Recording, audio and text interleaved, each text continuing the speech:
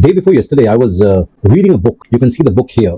It is called The Tragedy of Great Power Politics. The Tragedy of Great Power Politics, written by John Mearsheimer. And believe me or not, but this book was published in 2001, and it was so intrigued and so interesting. It actually generated an extreme amount of curiosity in my mind with respect to world politics and the way he approaches the world politics today. It was so interesting that I finished the book within 2 days. And not only that, there are certain provisions, there are certain sections in the book which I actually read a couple of times. Now, that book, it was written in 2001, and after reading it, I find it so relevant that I went to YouTube and other social media, and I actually listened to his various lectures. And a thing that I understood is that his approach to world politics is extremely realistic, pragmatic, and at the same time, perhaps he is one of the most misunderstood author in the world when it comes to global politics. Now, before I discuss as to why it is so, I would like to present certain footages related to the recent happenings in the world politics. Just look these footages once.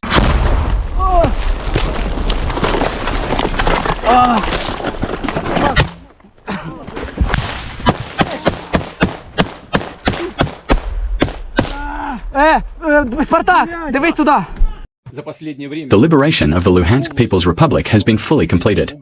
The destruction of Ukrainian armed forces formations continues in the Donetsk People's Republic, as well as in the Zaporizhia and Kherson regions. The establishment of a security buffer zone is proceeding as planned in the border areas of Ukraine's Kharkiv, Sumy, and Dnipropetrovsk regions. We're following breaking news on the tensions between Canada and the United States. U.S. President Donald Trump has abruptly reversed course on a new trade relationship between Canada and China. Trump had previously supported the recently signed deal, but now he's making fresh tariff threats over that very agreement. First row, China, 67%. That's tariff.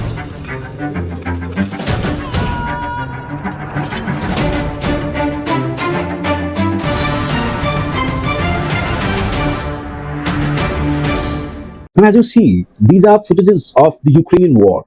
These are footages of the crisis that is there with respect to the Taiwan Strait.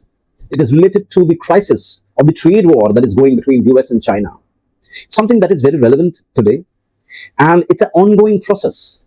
These are the events which are not very static in nature. These are actually an ongoing events. And when you look these issues deep into its core, you will realize that all these have already been predicted by Mearsheimer. When he predicted these issues, he predicted these issues of world politics and controversies in 2001.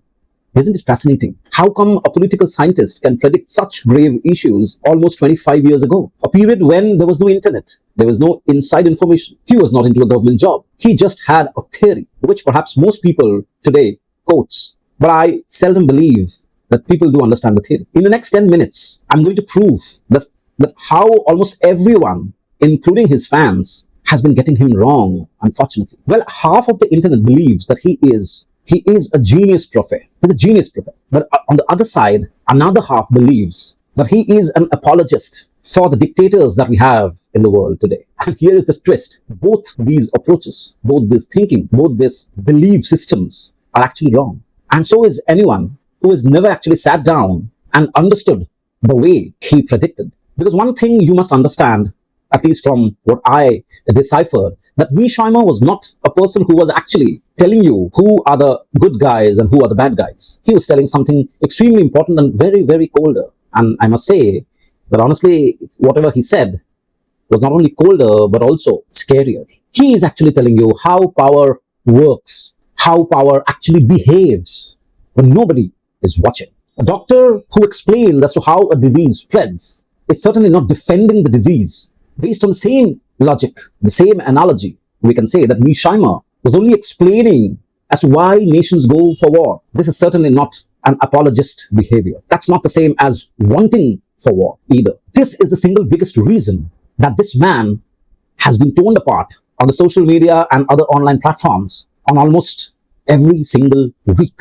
So who is he and what is his theory? And by the end of the video, I would try to explain as to how and what does his theory means to the present global events. What does it mean for America, for China, for Russia, certainly for India? Let's begin. Let's dive in, actually. Forget everything you assume about how countries behave. Just forget it. Just listen to this video with a clean slate of mind. Without any prejudices, just answer this simple question as to how you are going to act when someone trespasses you. your property, or someone breaks in. Now, you probably think that good countries actually cooperate. Democracies play nice, play fair. Well, international law keeps the balance, keeps and maintains the peace. And the world is slowly and steadily getting better. This might be a perception of most of the people when they perceive the global politics, when they perceive the question as to how nations work. But unfortunately, Professor Mearsheimer doesn't hold on to this logic, doesn't hold on to this approach or this belief. And here is why he says so. Imagine your neighborhood, right? A neighborhood with zero police, zero courts, and zero authority. And in such situation, if someone breaks in, what would you do? How would you react? In such a situation, you would not trust anyone completely, not even your friendliest neighbor, because tomorrow they might change. New leaderships, new motives, new plans. These are the things which you cannot predict.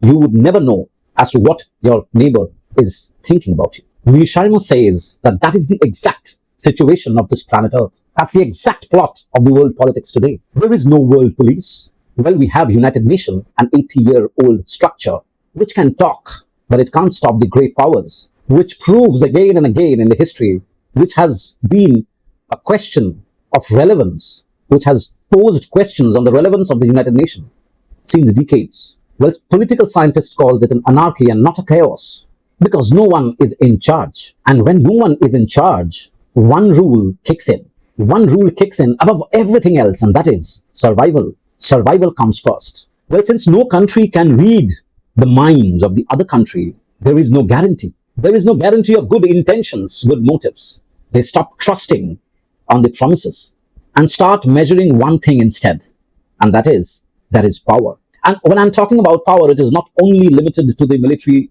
strength. It includes the power in the technology. It includes the power in the economy, the power of speed of mobilization. This creates something which he calls as the security dilemma. And perhaps this is the scariest part of his theory. Let me break this in a very simple example. Let's assume that your neighbor has installed certain CCTV cameras just to feel safe. And when you saw that, you get a question in your mind as to why do they suddenly need protection? So now their installation of cameras has actually threatened yours security. Nobody wanted a standoff, but yet they built one anyways. Now just swap neighbors for countries and see the picture. Now you have a modern geopolitics in one sentence. Today, geopolitics is not a story of heroes and villains. It's a story of fear, or rather feeding fear. And that's where exactly the internet loses its plot. Now, while reading the book, I could find that there are majorly three basic myths that are around with respect to the theory of Professor John Mearsheimer. Now, let me discuss those three myths in a very crisp and simple manner. Myth number one. People believe that Mearsheimer actually supports Russia.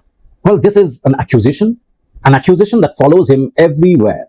But here is the actual quote, what he said. Great power reacts violently when rival alliances creep towards their core security zone. That's the statement of what actually happened. Rather, what actually happens and not what it should be happening. So he's just explaining as to why Russia believes to invade and attack Ukraine. Because Russia believes that NATO forces, the enemy alliances, is actually getting extremely close to the core of Russia. He is just explaining that this is what happens. He's not saying that this is whether right. He's not saying whether whatever Russia did was right or wrong. These are two completely different stances, two complete different sentences. But unfortunately, people collapse these two sentences, these two approaches into one. And they believe that Mearsheimer actually supports Russia, which is an absolutely mistake, a big mistake when it comes to Mearsheimer and his theory. Myth number two. Myth number two is people believe that Mearsheimer says that wars are unavoidable. But the real issue is his actual argument is even worse than this. Not only worse, I would say it is even interesting. He says that no country can ever be 100% sure of the another country's intentions, of the another country's future intentions. A peaceful today doesn't ensure a peaceful tomorrow. So, of course, the leaders prepare themselves or their country for the worst cases. But unfortunately, that preparation creates an anxiety and panic. It creates that danger, that security dilemma. one thing that I've understood very clearly after reading this book, that wars is not always born out of hatred. Sometimes war can be an accident built from fear. One defensive move at a time. That's the core of his argument.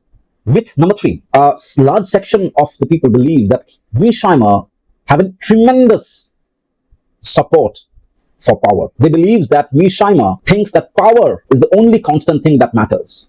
But what is the reality? The reality is, he's not saying that trade, morality, or diplomacy are meaningless. He only says that when survival is genuinely on the line, security beats everything, literally everything on the table. Countries trade constantly, they cooperate instantly, right up until the moment they believe their survival is threatened. At that point of time, all the bets are off. So he is not defending the aggression. He is not supporting the aggression. He is not calling war inevitable. He is not dismissing morality either. His theory just rips off the comfortable lie, the comfortable, I would say, misunderstanding, a comfortable utopian approach to world politics. That is where it gets hurt. That is where it pinches the audience. Because people believe in the world of politics that good intentions are sufficient enough to maintain stability, to maintain peace. But that's a hard thing for people to sit with when it comes to the real world politics. But here's what makes it even more fun when we check the facts. He predicted China's rise. We witnessed China's rise. Long before US-China rivalry, there was a headline wherein Mearsheimer said that if China kept growing with the same speed, it would push for a regional dominance. Exactly like every rising power before China. And that America, no matter who is in office, America would try to stop it, which will lead to US-China crisis or rivalry. Look around today. There are trade wars going across the globe. There are tech bans. There are military buildups around Indo-Pacific region. So he was not guessing. Now here's the part which nobody wants to talk about, and that is, where does India fit into all of this? India is not a bystander in Mearsheimer's world. India is arguably running the smarter version of his own playbook. Think about it.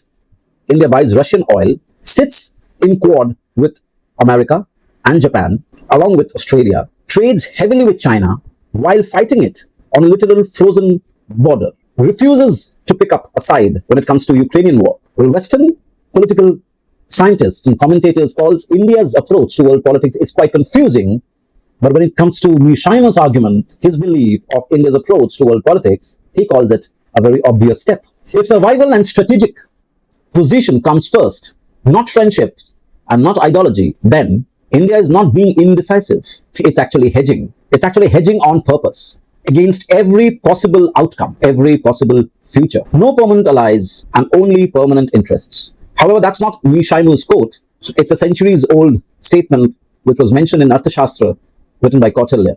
This is what India's basic fundamental foreign policy is all about. Since independence, I must say. Modern political scientist calls it a strategic autonomy. And this is the uncomfortable question that the theory forces on India. Specifically, as China grows, all the powers harden around it. Can India keep sitting on multiple chairs for long? Or rather, can India sit on multiple chairs at once, simultaneously rather?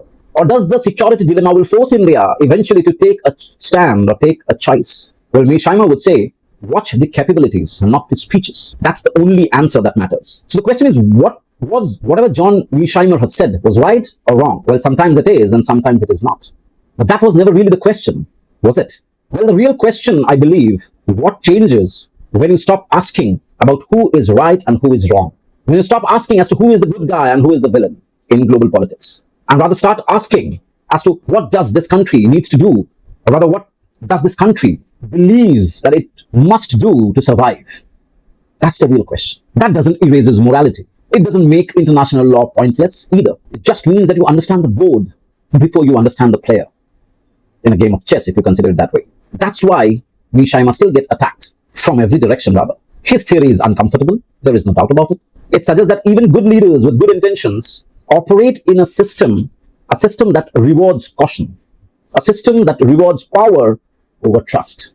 Well, you don't have to agree with whatever John Mearsheimer has to say on global politics, but before you argue with an idea, you owe it to an honest read first. Because I believe that unfortunately, understanding has become rarer these days than reacting to it. Well, if this entire video made you think in a different way, then perhaps that's the success of this video. If you like such content, please do subscribe to the channel. It's a very new channel. With your support, I believe we can see a different picture of the global politics. Thank you so much. Jai.